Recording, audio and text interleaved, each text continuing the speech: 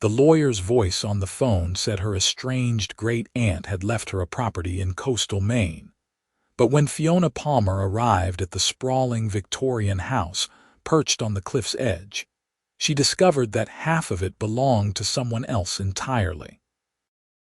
The wind whipped her auburn hair across her face as she stood in the gravel driveway, staring at the enormous three-story mansion that looked like something out of a Gothic novel. Paint peeled from the shutters, and several roof tiles were missing, but the bones of the house were magnificent. She had driven 12 hours from Philadelphia, where she worked as a junior editor at a publishing house, making barely enough to cover her studio apartment rent. The inheritance had seemed like a miracle, a chance to sell the property and finally have some financial security. Now, as she watched a black Range Rover pull up beside her modest sedan, she had a sinking feeling that things were about to get complicated. A man stepped out of the expensive vehicle, and Fiona's breath caught despite herself. He was tall, probably 6'2", with dark hair that was slightly too long and wind-tousled, sharp jawline shadowed with stubble, and intense hazel eyes that immediately fixed on her. He wore dark jeans and a navy sweater that did nothing to hide his athletic build. He looked like he had just stepped off a yacht, radiating that particular kind of confidence that came with money and success. "You must be Fiona Palmer," he said, his voice deep and surprisingly warm despite the awkward situation. He extended his hand. "Harrison Zane." She shook his hand, noting the firm grip and calluses that suggested he did not spend all his time behind a desk. "I take it you are the other heir." "Apparently so." He released her hand and turned to look at the house, shoving his hands into his pockets. "My grandfather and your great-aunt were apparently quite close. I had no idea until the lawyer called me last week." "I barely knew my great-aunt existed," Fiona admitted, pulling her jacket tighter against the October chill. "My father and she had some kind of falling out decades ago. He died when I was 16, and I never thought to track her down." Harrison's expression softened. "I am sorry about your father. My grandfather passed away 8 years ago. He apparently left instructions with his lawyer that if anything happened to Margaret, his half of the property should go to me." "This is incredibly strange," Fiona said, walking toward the front porch. The wooden steps creaked under her weight. Why would they buy a house together and then leave it to complete strangers who would inherit it together? "I have been wondering the same thing." Harrison followed her up the steps, and she noticed he moved with easy grace despite his size. "The lawyer said there is a letter inside for both of us. Maybe that will explain things." The front door was unlocked, the key hidden exactly where the lawyer had said it would be, under a loose floorboard on the porch. Inside, the house smelled of dust and time, but also something pleasant like dried lavender and old books. Afternoon sunlight streamed through dirty windows, illuminating a grand foyer with a sweeping staircase, hardwood floors buried under years of grime, and furniture covered in white sheets like ghosts. "It is beautiful," Fiona breathed, spinning slowly to take it all in. "Beneath all the neglect, I mean." "It has good bones," Harrison agreed, his professional eye already assessing the work needed. "Probably built in the 1880s. The craftsmanship is incredible. You know about old houses. I restore historic properties. It is what I do." He walked over to examine the intricate woodwork on the staircase banister. "This is cherry wood, hand-carved. You do not see work like this anymore." Fiona felt a flutter of hope. If he restored houses, maybe he would want to buy out her half. "So you would know what this place is worth." Harrison turned to look at her, and something in his expression told her he knew exactly what she was thinking. "In this condition, not as much as you are probably hoping, but restored. It could be worth several million given the location and the historical significance. Several million. Fiona's head spun. Even half of that would change her entire life. How much would restoration cost? Honestly, at least $1 million, maybe more, depending on what we find when we start opening walls. He paused, studying her face. You are thinking of selling, or not you?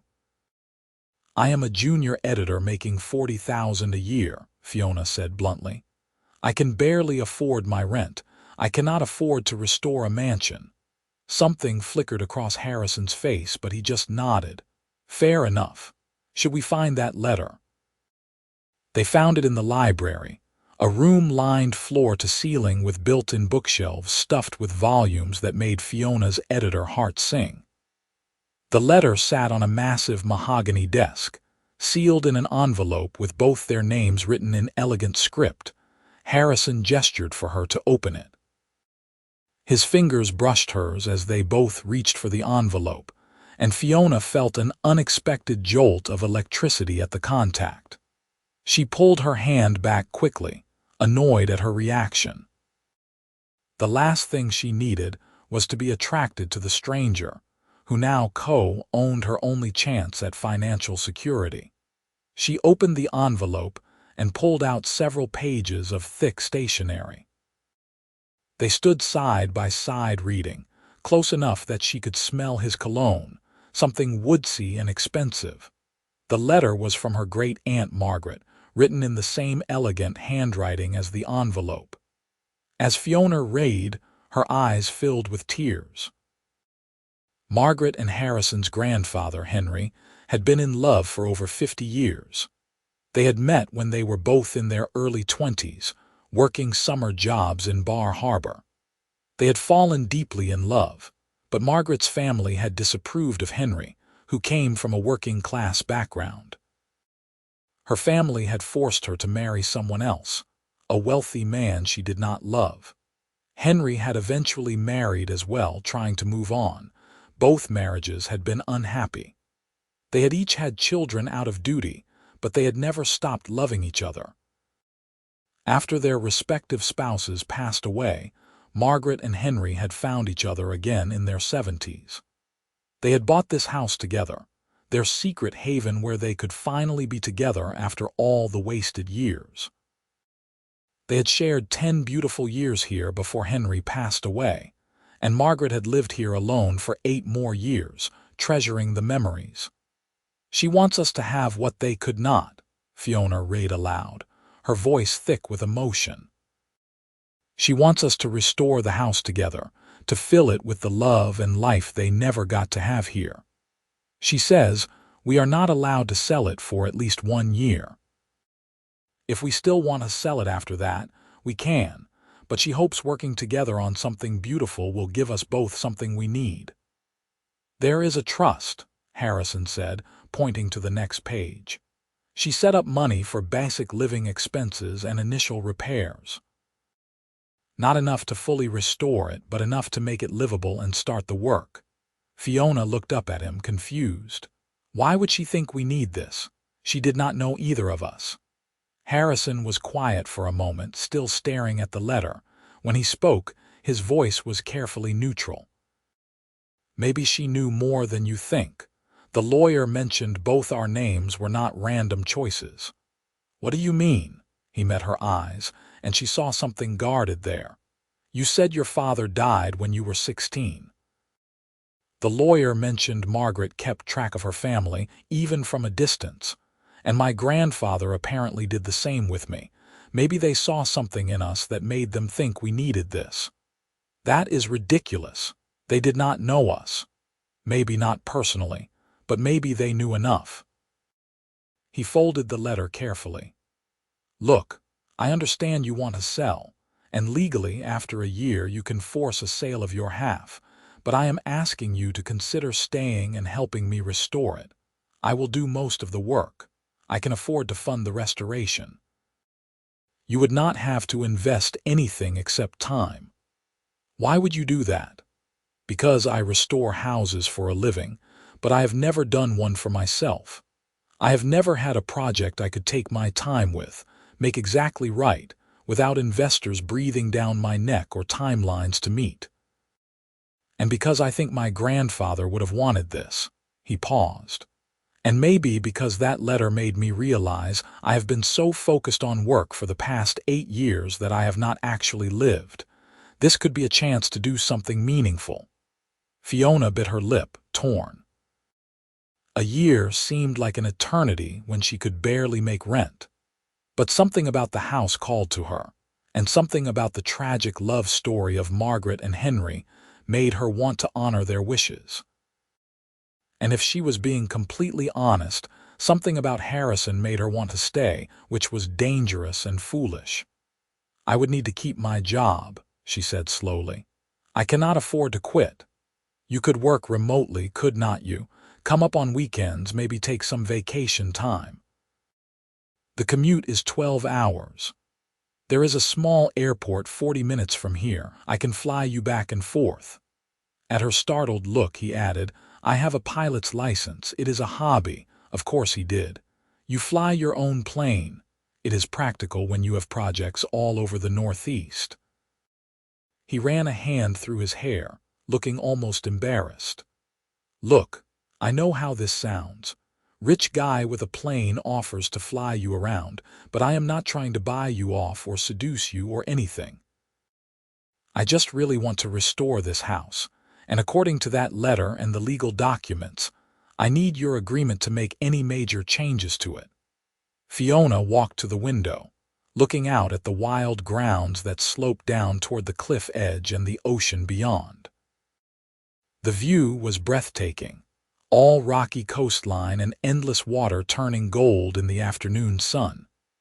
She thought about her tiny studio apartment in Philadelphia, her cramped cubicle at the publishing house, her student loans and credit card debt. She thought about Margaret and Henry, losing 50 years together because of other people's expectations. "1 year," she said finally, turning back to Harrison. "I will give this 1 year, but I want to be involved in the decisions, not just rubber stamp what you want. And if after a year I still want to sell, you agree to sell or buy me out at market value." Relief washed over his face, transforming it. When he smiled, really smiled, he was devastating. "Deal." They shook hands again, and this time the spark between them was unmistakable. Harrison felt it too, because she saw his eyes widen slightly and his hand tighten on hers before he let go. "So where do we start?" Fiona asked, breaking the tension. Harrison looked around the dusty library, his professional assessment taking over. "We make the place livable. There are 4 bedrooms upstairs.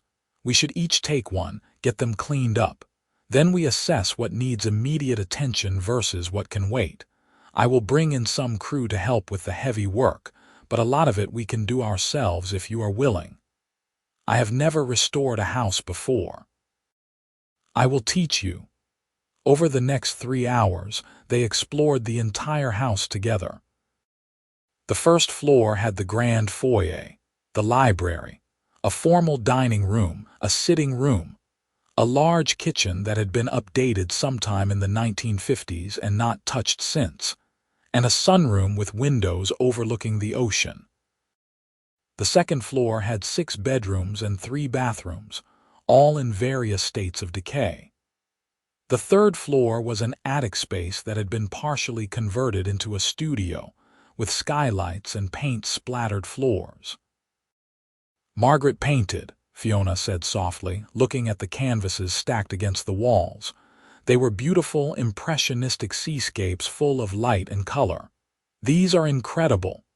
Harrison stood beside her, studying the paintings. She was talented, really talented. She could have been famous, maybe, if she had pursued it seriously. Maybe she did not want fame.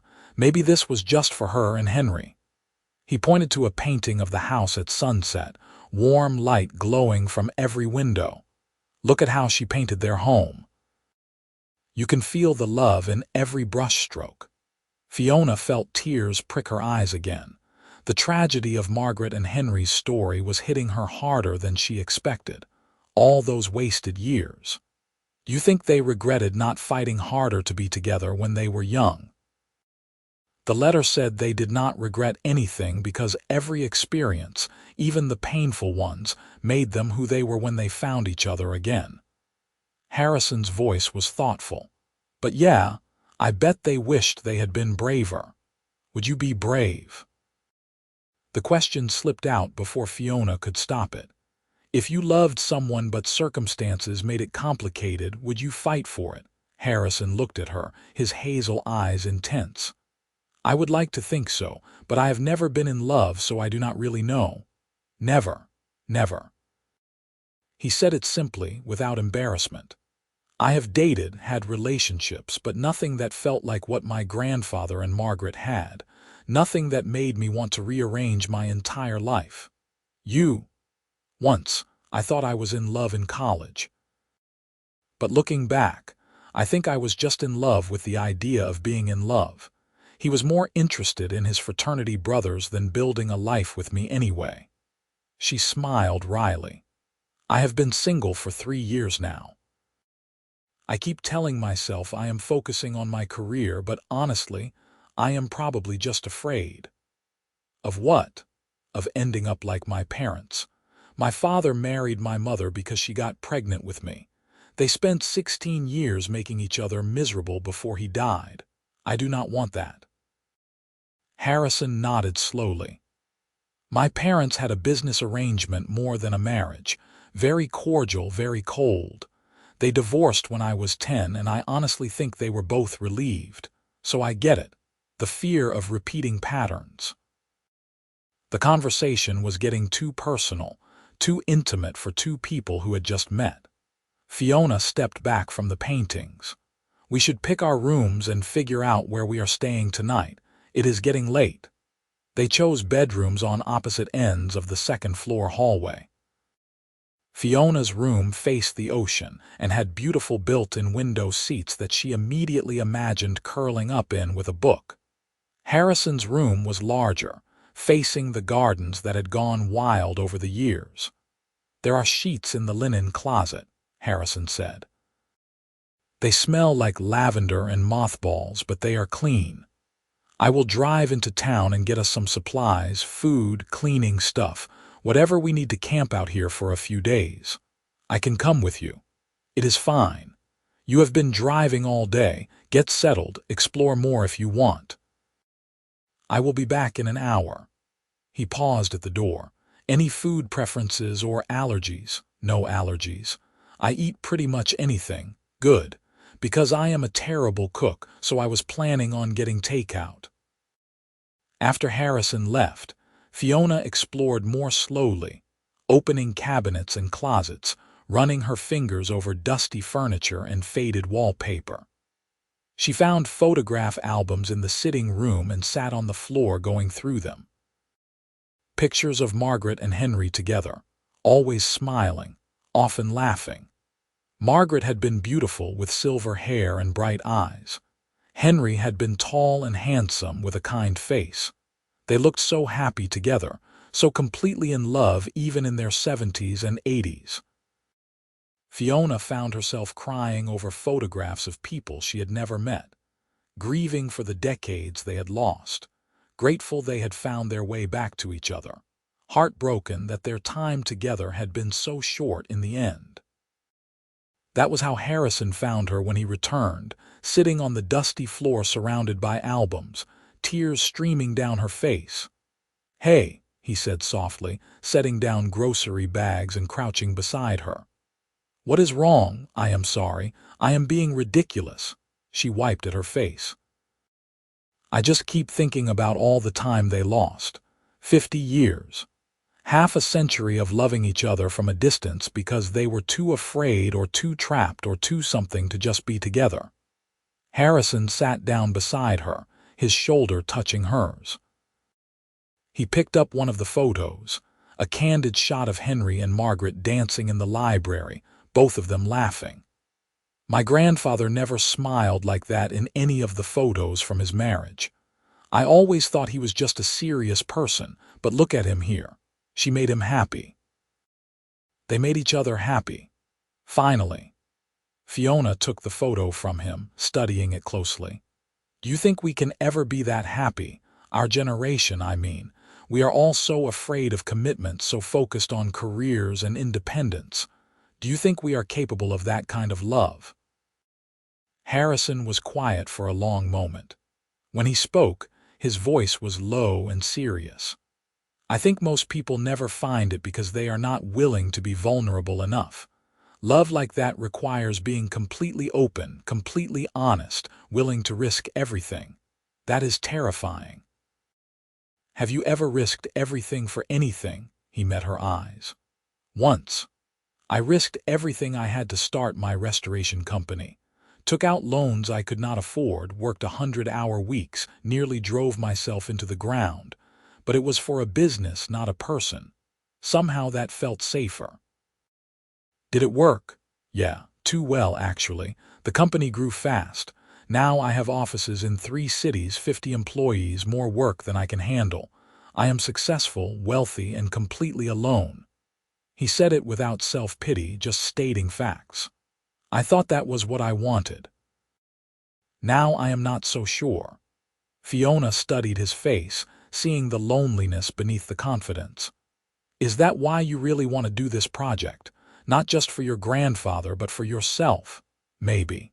I think I need to remember why I started doing this in the first place.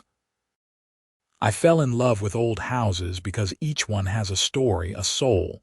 Restoring them is like giving them a second chance at life. Somewhere along the way, I turned it into just another business. This house feels different, important.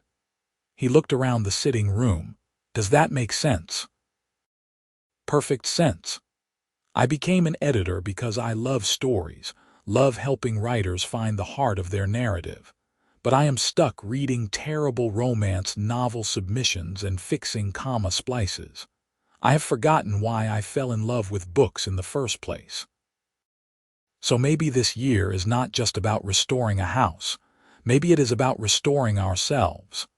The words hung in the air between them, heavy with meaning. Fiona felt a pull toward Harrison that was more than just physical attraction. There was a connection here, something rare and real, and it scared her. I brought Chinese food, Harrison said, breaking the moment, and wine. I figured we could use both. They ate sitting on the floor of the library, surrounded by books and dust, passing containers of kung pao chicken and lo mein back and forth, drinking wine from coffee mugs they had found in the kitchen. The conversation flowed easily, moving from childhood stories to favorite books to travel dreams.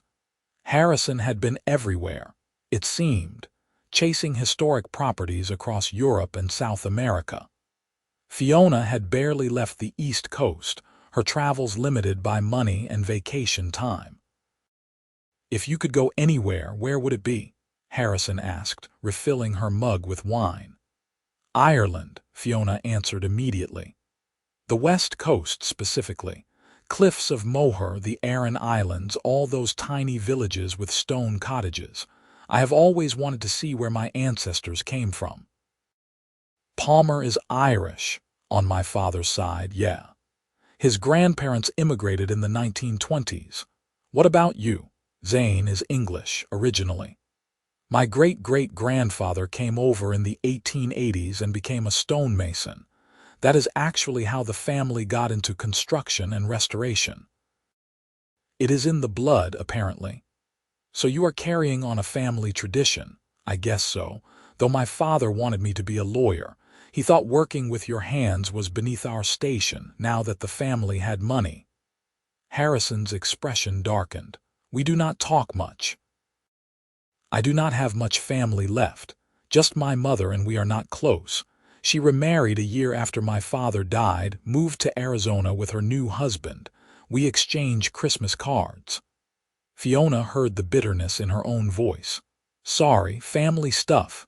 I get it. Maybe that is another reason Margaret left us this house. We are both alone in the world, more or less. Maybe she thought we needed this. Needed each other, even if just as friends. Friends. The word felt both safe and disappointing. Fiona pushed the feeling aside. They had known each other for less than a day.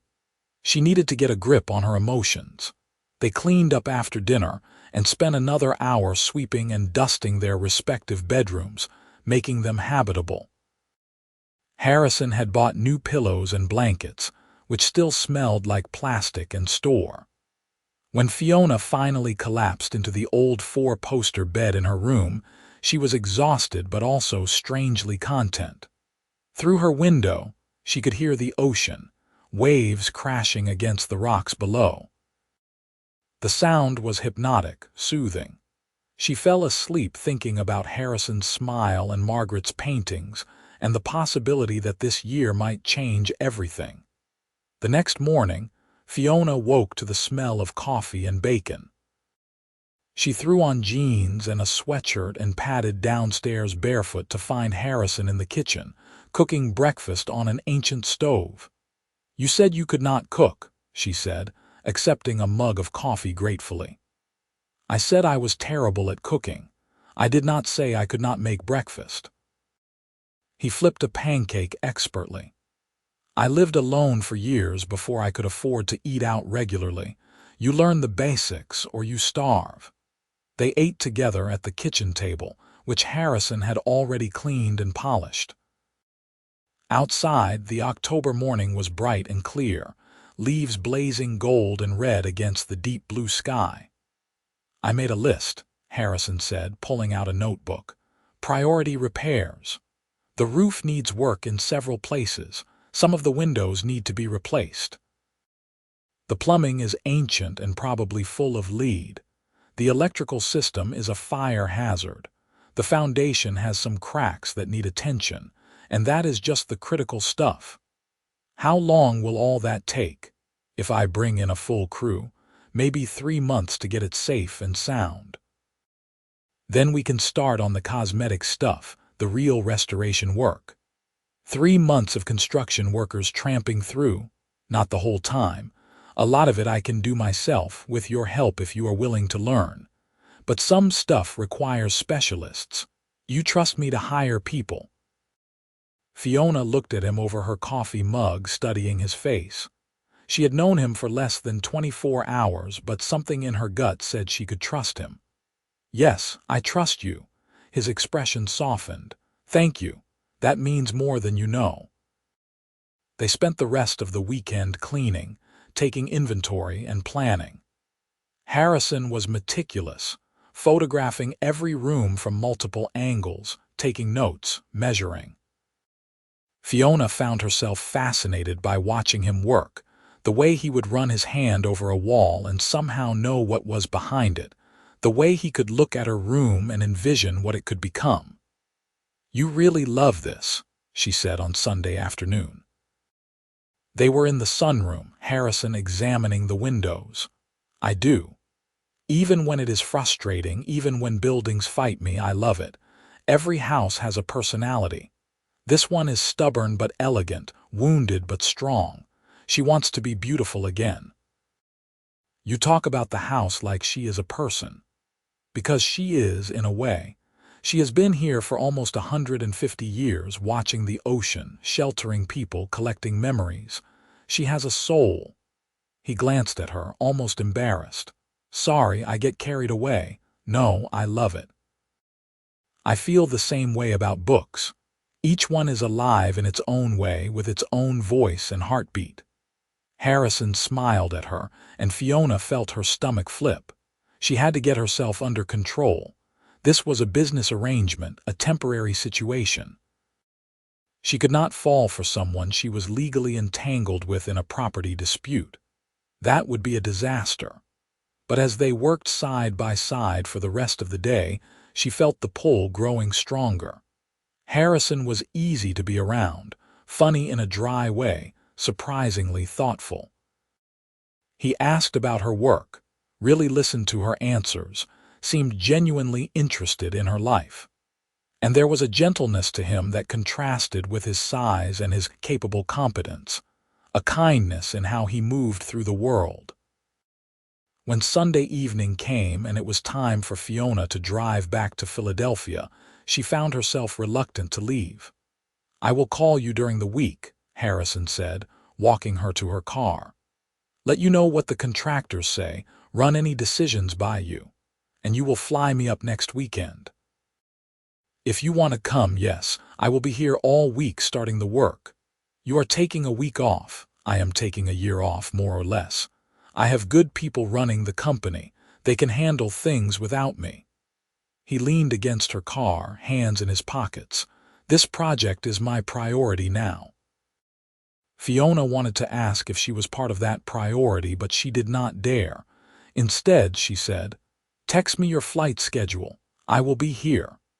The drive back to Philadelphia felt endless and lonely. Her studio apartment felt even smaller and more depressing than usual after spending the weekend in the sprawling mansion. Work on Monday was tedious, her inbox full of poorly written manuscripts and passive-aggressive emails from her boss. But Harrison texted her every day, sending photos of the progress, asking her opinion on paint colors and tile choices.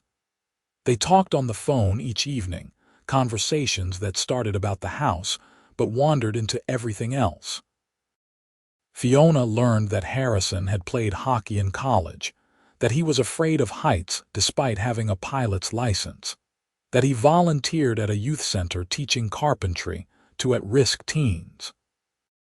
Harrison learned that Fiona wrote poetry in her spare time but was too afraid to show anyone, that she had a collection of over 500 books she could not bear to part with, that she volunteered at a literacy center on weekends.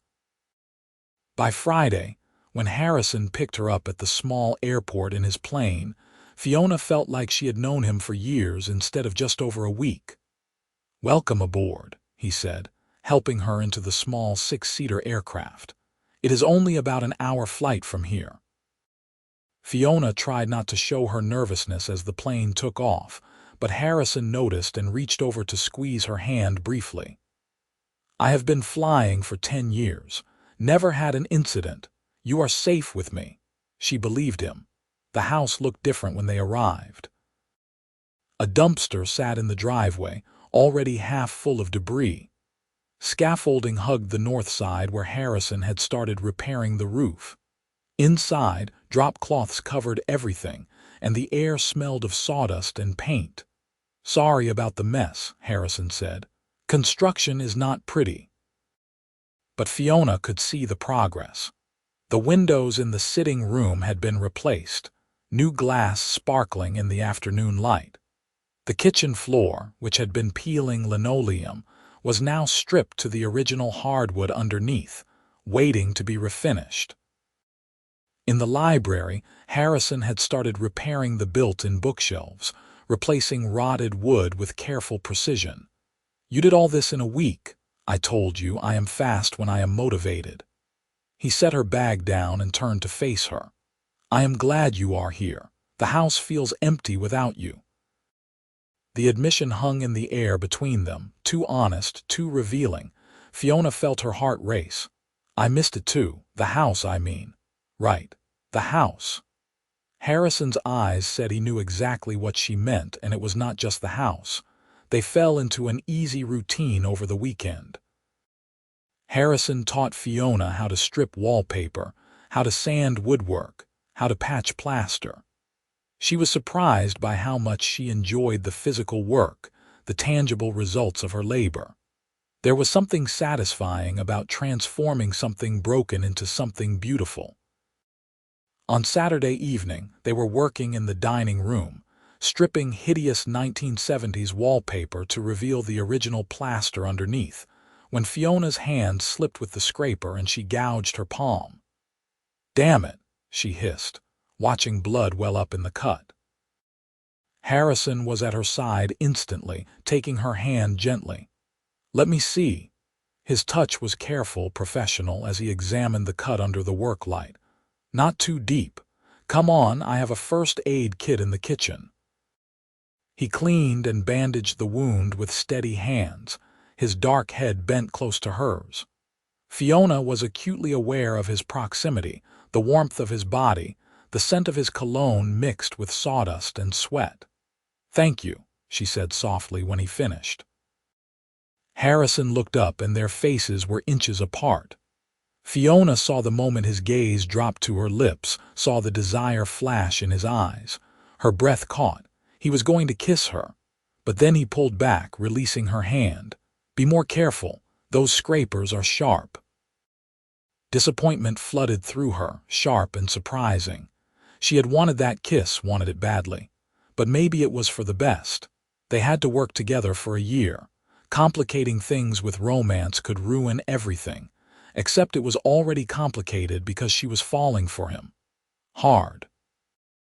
The weekend ended too soon, and the pattern repeated. Fiona would fly up Friday after work, spend the weekend working on the house with Harrison, and fly back Sunday evening. During the week, they talked every night, conversations growing longer and more personal. By mid-November, the major repairs were done. The house was weathertight, the plumbing and electrical systems updated. Now came the real work, the restoration that would bring the house back to its former glory. Harrison brought in specialists to restore the plasterwork, to refinish the hardwood floors, to rebuild the porch.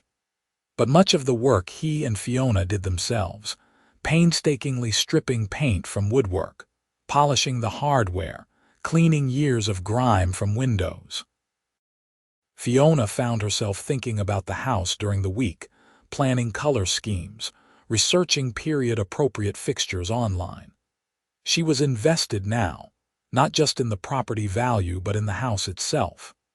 She wanted to honor Margaret and Henry's memory, to create the home they had dreamed of. And she was invested in Harrison, though she tried desperately not to be. But how could she not fall for someone who taught her how to use power tools with endless patience, who brought her coffee in the morning exactly how she liked it, who listened to her ramble about manuscripts she was editing and asked thoughtful questions? How could she not fall for someone who looked at old buildings with such love, who was gentle with wounded things, who made her laugh with his dry humor? By Thanksgiving, Fiona had to admit the truth to herself. She was in love with Harrison Zane. The realization terrified her.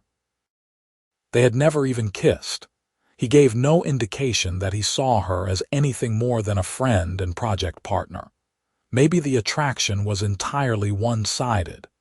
Maybe she was projecting, seeing what she wanted to see because she was lonely and he was handsome and kind. She decided to spend Thanksgiving in Philadelphia, giving herself space to get her feelings under control. But on Wednesday evening, Harrison called. "I know you are staying in the city for the holiday," he said, "but I was hoping you might reconsider. I am cooking Thanksgiving dinner at the house. Just us. I promise my turkey is edible. You are spending Thanksgiving alone. Better than spending it with my father and his new wife. They invited me, but I would rather gnaw off my own arm." He paused. "I would like you to be there, Fiona. The house feels like home now, and you are a big part of that." She should say no. She should keep her distance, protect her heart. But instead, she heard herself say, "What time should I be there?" Harrison picked her up Wednesday evening, flying through the dark, landing at the small airport with practiced ease. The house glowed with light as they pulled up, warm and welcoming. Harrison had strung white lights along the porch railing, and wreaths hung on the door. "You decorated," Fiona said, surprised. Margaret loved Christmas. "I found boxes of decorations in the attic. Thought she would like us carrying on the tradition." He grabbed Fiona's bag from the car. "I am putting you in a different bedroom. Yours is being painted and the fumes are terrible." He led her to a room on the same side of the house as his, just 2 doors down. It was smaller than her original room but cozy, with a fireplace and windows overlooking the wild garden. "This was Margaret's room," Harrison said softly. "I found more paintings in the closet and her jewelry box. I thought you might like to be surrounded by her things." Fiona walked to the dresser where a wooden jewelry box sat, open to reveal necklaces and earrings. Everything was costume jewelry, nothing expensive but clearly treasured. There was a photo tucked in the lid, Margaret and Henry on the porch, both laughing, looking at each other with such obvious love that it made Fiona's chest ache. They were so lucky to find each other again, she whispered. Were they? Harrison came to stand beside her. Or did they waste 50 years being afraid? Both, maybe. He was quiet for a moment. I think about that a lot, about whether it is better to have loved and lost or never to have risked it at all. Before I found that letter, I would have said never risk it, but now I do not know. Fiona turned to look at him. What changed? I did. Being here, working on this house, spending time with you. I realized I have been playing it safe my whole life, building a business instead of a life, never letting anyone get too close. I am almost 35 years old, and I have never told anyone I love them. His hazel eyes were intense, vulnerable. That is not something to be proud of. That is something to fix. Fiona's heart hammered. Was he saying what she thought he was saying? Harrison, I should let you rest. Long day tomorrow. I am making a full traditional dinner, which means I need to start the turkey at the crack of dawn. He moved toward the door, then paused and turned back. I am glad you are here, Fiona. Really glad. After he left, Fiona sat on the edge of the bed, trying to calm her racing heart. Something was happening between them, something real and terrifying. She could feel the momentum building, like they were both standing on the edge of a cliff, deciding whether to jump. Thanksgiving Day dawned gray and cold, with the threat of snow in the air. Fiona woke to the smell of turkey and coffee and something baking. She threw on jeans and a soft sweater and headed downstairs to find Harrison in the kitchen, surrounded by pots and pans, flour dusting his dark hair. What can I do to help? She asked. You can taste this and tell me if it needs more sage. He held out a spoon of stuffing, his hand cupped underneath to catch drips. Fiona tasted, hyper-aware of his attention on her. It is perfect. Where did you learn to cook like this? My grandfather. After my grandmother died and before he met Margaret again, he lived alone. I used to visit him every Sunday, and he would cook these elaborate meals, just the two of us. Said if you could not cook, you could not take care of yourself properly. Harrison smiled at the memory. He taught me everything, from roasting a chicken to making soup stock from scratch. It was our time together. You miss him. Every day. But especially now, working on this house. I keep wishing I could show him what we are doing, tell him about the restoration. He would have loved it. Harrison started chopping vegetables for the side dishes. I wish I could tell him I understand now why he loved Margaret so much, why he held on to that love for 50 years. I used to think it was foolish. Now I think it was the bravest thing I ever knew him to do. Fiona's hands trembled as she started peeling potatoes. What made you understand? Harrison was quiet for so long she thought he might not answer. Then he set down his knife and turned to face her. You did. The word hung between them, heavy with meaning. Fiona, I am going to be honest with you because life is too short and Margaret and Henry taught me that much. I think about you constantly. When you are not here, I miss you.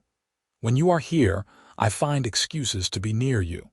I have never felt this way about anyone, and it scares the hell out of me. But I am done being afraid. He took a step toward her. I am falling in love with you. Maybe I have been since the day we met. And I need to know if there is any chance you feel the same way, because this is killing me. Fiona's eyes filled with tears. You have terrible timing. I have potato in my hands. He laughed, a surprised burst of joy. Is that a yes? That is a yes, you idiot. I have been in love with you for weeks. I thought I was alone in this. She set down the potato and wiped her hands on a towel, then crossed to him. I have been trying so hard not to fall for you because I thought it would ruin everything. and I did not think you saw me that way."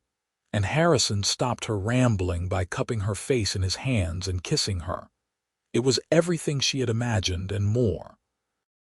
His lips were warm and soft, tasting like coffee and cinnamon. The kiss was gentle at first, almost tentative, both of them learning each other. Then Fiona's arms went around his neck and Harrison pulled her closer, and the kiss deepened into something that made her knees weak. When they finally broke apart, both breathing hard, Harrison rested his forehead against hers. "I have wanted to do that for so long. Why did not you? Fear, stupidity, terrible timing." He smiled against her hair. "But mostly fear. What if I kissed you and you did not feel the same way? What if I ruined our friendship? What if—" "Shut up and kiss me again," Fiona said, and he did. They spent the rest of Thanksgiving Day in a happy haze, cooking together, stealing kisses between basting the turkey and mashing potatoes. The meal was delicious, eaten in the grand dining room by candlelight, snow finally falling outside the windows. They held hands across the table, both of them grinning like fools. "I have never had a better Thanksgiving," Harrison said, refilling her wine glass. "Even though it is just the two of us, especially because it is just the two of us." He brought her hand to his lips, kissing her knuckles. "Thank you for taking a chance on this crazy project, on this house, on me. Thank you for asking me to stay, for being patient with me learning, for seeing something in me I did not see in myself. What is that? That I am brave enough to take risks, that I deserve beautiful things, that I can have love without losing myself." Fiona's voice was thick with emotion. "I've been playing it safe for so long, afraid to want too much, afraid of ending up like my parents, but you make me want to be brave." Harrison stood and pulled her to her feet into his arms. "Let us be brave together. We can renovate this house and ourselves. Build something beautiful that honors Margaret and Henry." They kissed again, slow and deep, snow falling outside, the house warm and bright around them. The next few weeks were a blur of happiness. Fiona still went back to Philadelphia during the week, but now her phone calls with Harrison were different, intimate and playful. He told her he loved her a dozen times a day, and she never tired of hearing it. They texted constantly, sending photos and jokes and random thoughts. Fiona felt like a teenager, giddy and distracted, unable to focus on work because she was counting down the hours until she could fly back to Maine. Her boss noticed. "You have been different lately. Happier. Did you meet someone?" "Maybe," Fiona admitted, unable to suppress her smile. "Good for you. You have been too serious for too long. A little romance is good for the soul." When Fiona arrived at the house the Friday after Thanksgiving, Harrison met her at the door with a bouquet of flowers and a kiss that made her forget her own name. "I missed you," he murmured against her lips. "I missed you too. Show me what you accomplished this week." The progress was stunning. The dining room was finished, the walls painted a warm cream, the original chandelier restored and gleaming. The sitting room was nearly done, with new curtains and refinished furniture. The library was a cozy haven, the bookshelves filled with Margaret's collection, a fire crackling in the restored fireplace. "It is starting to look like a real home," Fiona breathed. "That is the idea." Harrison pulled her close. "I have been thinking. When the year is up and you can legally decide whether to sell, what are you going to do?" Fiona looked around the library, thinking of all the hours they had spent here, the work and laughter and growing love. "I do not want to sell. I want to keep it, make it ours." "Ours, if you want that. I know it is fast and we have only been together officially for a few weeks, but this feels right. You feel right." She turned in his arms to face him. "Unless you think I am crazy. I think you are perfect." He kissed her forehead. "And I think ours sounds exactly right." They spent Christmas at the house, decorating with Margaret's ornaments, cooking together, making love by the fire in the library. Harrison gave Fiona a first edition of her favorite book, with an inscription in his careful handwriting. For Fiona, who reminds me every day that the best stories are the ones we write ourselves. All my love, Harrison. Fiona gave Harrison a painting she had commissioned from a local artist, The House at Sunset, copied from one of Margaret's paintings but updated to show the restoration work they had done together. He cried when he unwrapped it, pulling her into his arms. "It is us," he said thickly. "Our story." "Our beginning," Fiona corrected. "We have the whole rest to write." As winter turned to spring, the house transformed. Walls were painted, floors refinished, fixtures replaced. Harrison taught Fiona more advanced skills, and she proved to be a quick learner, her editor's eye for detail translating well to restoration work. They worked side by side, and somehow work never felt like work when they were together. Fiona noticed that Harrison was different here at the house than he was in his professional life. When contractors called with questions about other projects, he was efficient and distant, the successful businessman. But with her, working on their house, he was relaxed and happy, laughing often, patient even when things went wrong. "You should always be like this," she told him one April afternoon. They were in the sunroom installing new windows. "Like what?" "Happy. Open." The real you, not the businessman version. Harrison paused, considering. "I am only like this with you. You make me want to be better, softer. Everyone else sees the armor." "Why armor?" "Because if no one gets close, no one can hurt you. Basic self-preservation." He set down his tools and came to sit beside her on the floor. "I have spent my whole adult life building walls, Fiona. You are the first person I have let inside them, the only person I have ever wanted inside them." She kissed him, tasting sawdust and love. "I am honored. And for the record, you are the only person I have ever trusted with all of me. The messy parts, the scared parts, the parts I usually hide. I love all your parts, especially the messy, scared ones." By May, the house was nearly complete. The restoration had taken 8 months of hard work, but it was worth it.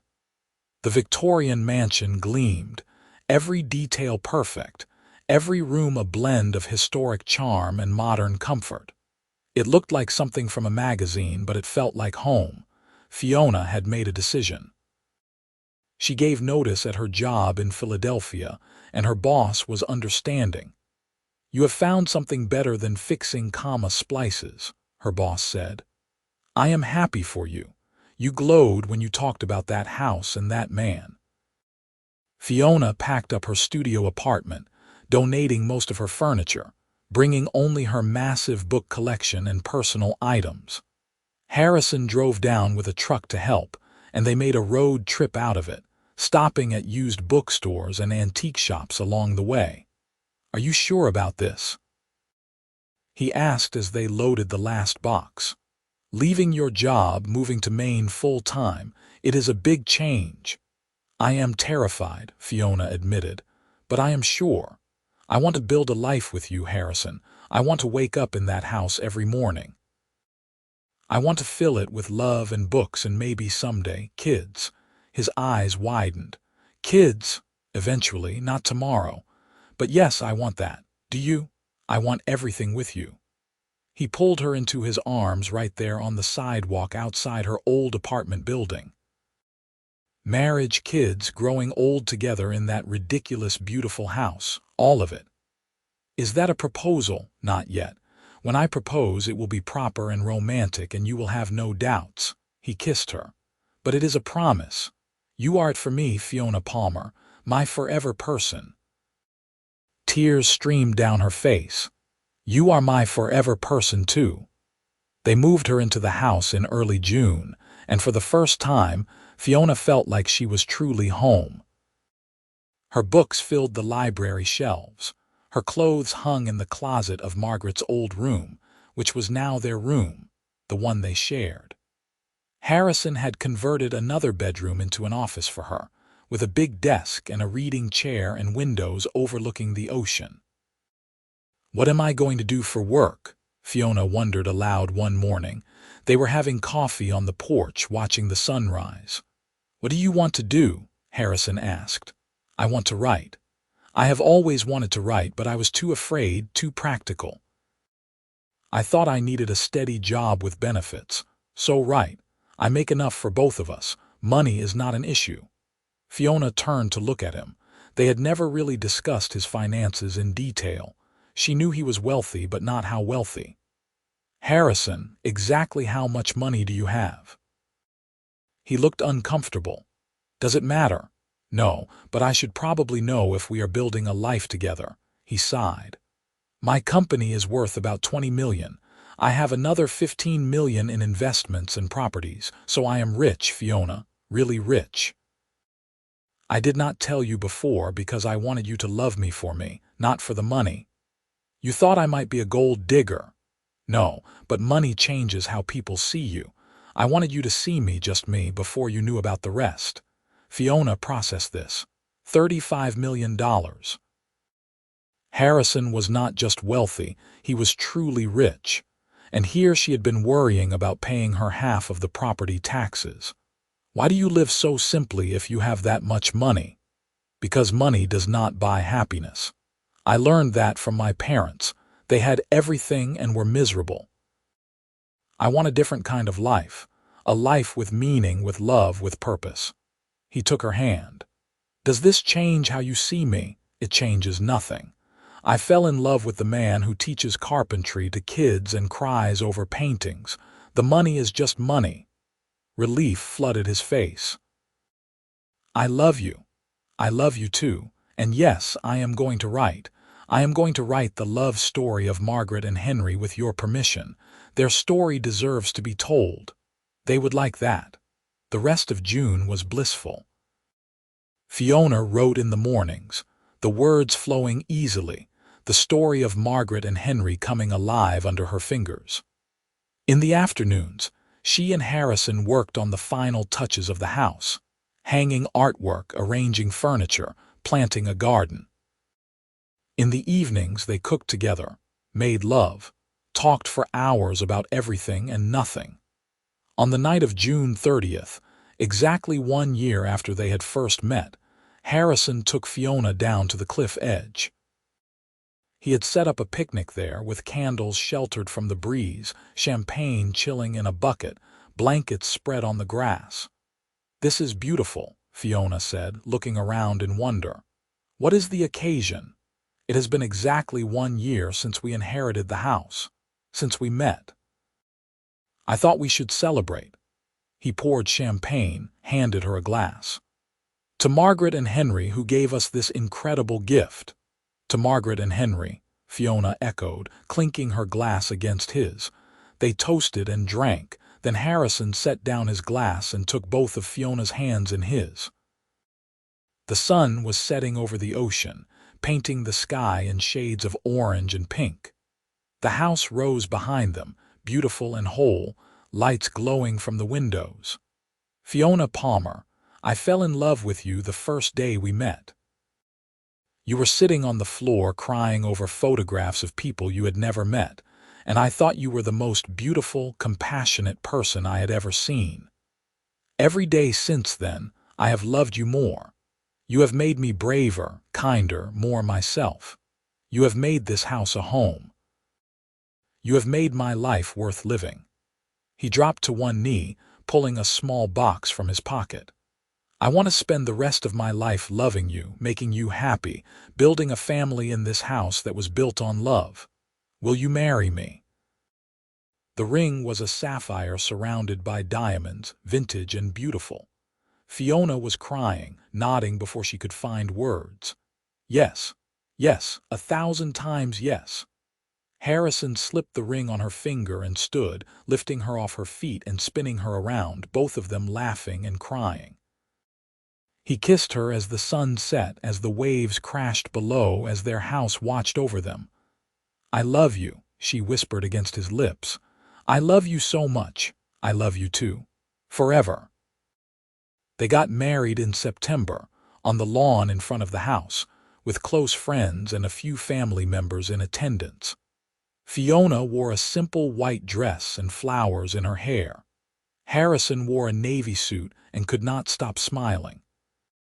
They exchanged vows they had written themselves, promising to be brave for each other, to build a life full of love and laughter, to honor the legacy of Margaret and Henry by never wasting a single day together.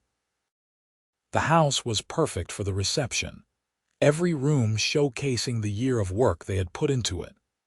Guests wandered through, admiring the restoration, and Harrison and Fiona accepted compliments with pride. But the best part of the day was when they sneaked away to the library, just the two of them, and stood in front of the painting of the house that Fiona had given Harrison for Christmas. "We did it," Fiona said softly. "We honored their memory. We did more than that. We built our own love story." Harrison pulled her close. "Thank you for saying yes a year ago, for taking a chance on a crazy project with a stranger. Thank you for being patient with me, for teaching me it is okay to be vulnerable, to want beautiful things, to believe in love." They kissed as the party continued outside, sealing their promises, beginning their forever. Fiona finished the manuscript about Margaret and Henry in October. It was beautiful, heartbreaking, and hopeful, the story of two people who loved each other across decades and obstacles and finally found their way home. She sent it to an agent who had reached out months before, after seeing a short story Fiona had published online. The agent loved it. Within 2 weeks, they had a publisher interested. Within a month, Fiona had a book deal with an advance that made her cry. The book would come out the following fall, just over 2 years after she and Harrison had first met. "You are a published author," Harrison said, picking her up and spinning her around the kitchen. "I am so proud of you. It is all because of them, because of this house, because of you." She kissed him. "I have never been happier. Good. Because I plan to spend the rest of my life keeping you this happy." In December, on Christmas Eve, Fiona gave Harrison a gift that made him cry. It was a positive pregnancy test wrapped in tissue paper with a note that said, "Our next project, due in August." Harrison held her for a long time, his face buried in her hair, his shoulders shaking. When he finally pulled back, his eyes were red but shining with joy. "We are having a baby. We are having a baby. I know we said we would wait, but apparently the universe had other plans. The universe has excellent timing." He dropped to his knees and kissed her still flat stomach. "Hello, baby. I am your dad, and I already love you so much. You are going to grow up in this beautiful house, and I am going to tell you all about your great-great-grandfather Henry and your great-great-great-aunt Margaret, who made all of this possible." Fiona ran her fingers through his hair, overwhelmed with love. "We should name the baby after them. If it is a girl, Margaret. If it is a boy, Henry." "Perfect," Harrison agreed. Their daughter, Margaret Rose Zane, was born on August 15th, a healthy 7-pound baby with her father's dark hair and her mother's blue eyes. Harrison cried again when he held her for the first time, and Fiona fell even more in love with him watching him cradle their tiny daughter with such tenderness and awe. They brought baby Margaret home to the house on the cliff, and it felt like everything had come full circle. The house that had been built on love, abandoned by tragedy, and restored by a new love, now sheltered a new generation. Fiona's book about Margaret and Henry came out the following month and became a surprise bestseller. Readers fell in love with the story of two people who never gave up on their love, who found their way back to each other despite the odds. Fiona did interviews and book signings, always bringing Harrison with her, always crediting the house and her husband for inspiring her to be brave enough to write it. "We inherited more than property," Fiona said in one interview. "We inherited a love story, and it changed our lives." It taught us that love is worth fighting for, worth waiting for, worth everything. And we are trying to honor that legacy by building a love that would make Margaret and Henry proud. On their second wedding anniversary, Harrison and Fiona stood on the cliff edge where he had proposed, baby Margaret asleep in Fiona's arms. The house glowed behind them, filled with light and love and laughter. The restoration was complete, the house more beautiful than it had ever been. But more than that, they had restored themselves, had learned to be vulnerable and brave and open to love. "You think they knew?" Fiona asked quietly.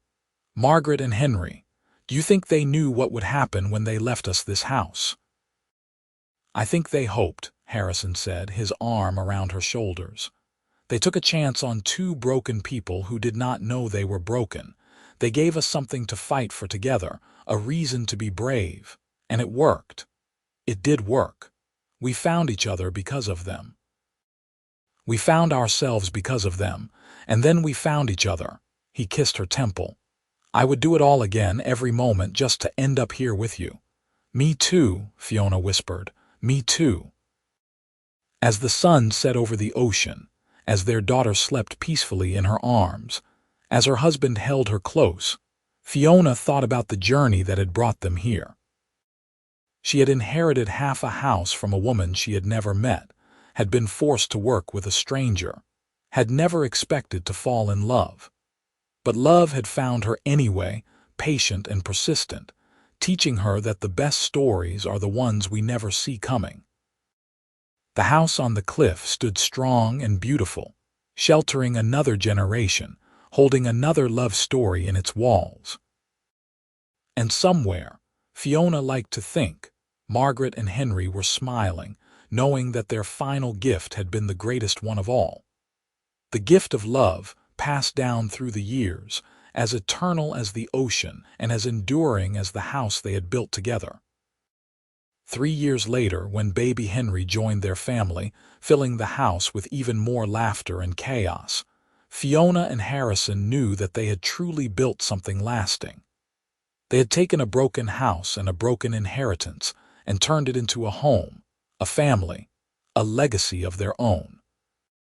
And every night before bed, Fiona would stand in the library surrounded by books and paintings and memories, Harrison's arms around her, their children sleeping upstairs, and she would whisper thank you to the two people who had made it all possible.